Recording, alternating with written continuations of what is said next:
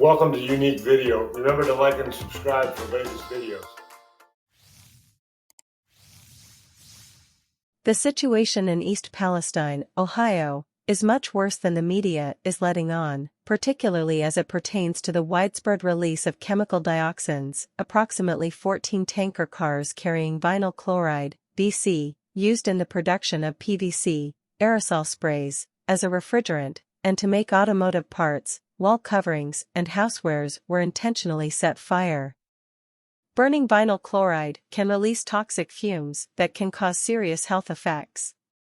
Short-term exposure to vinyl chloride can cause nausea, headaches, dizziness, and irritation to the eyes, nose, and throat. Long-term exposure has been linked to an increased risk of liver, kidney, and central nervous system damage, as well as cancer.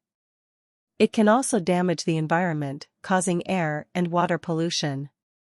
According to the Federal Railroad Administration, there have been over 11,000 train derailments in the United States since 1975. This controlled burn released a gigantic plume of toxic chemicals, which were spread far and wide, including up the eastern seaboard through Pennsylvania, New York, and beyond.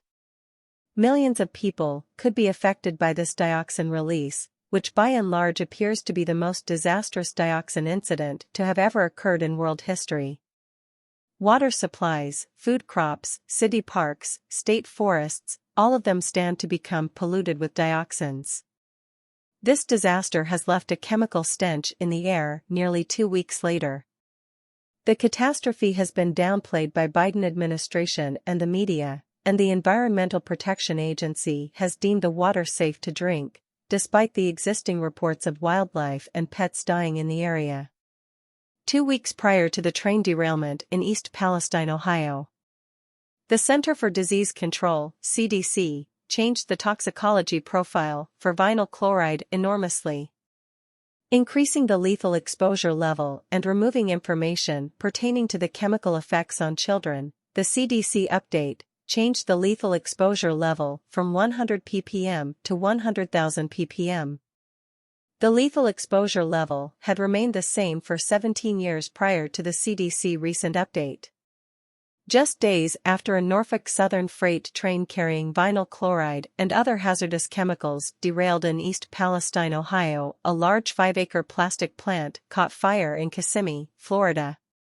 The nursery supply company initially lost about 2 acres worth of plastic planters that were set ablaze in the inferno before the entire 5 acres burned.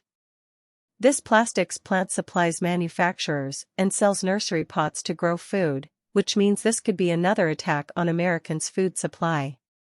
The cause of the fire is still under investigation.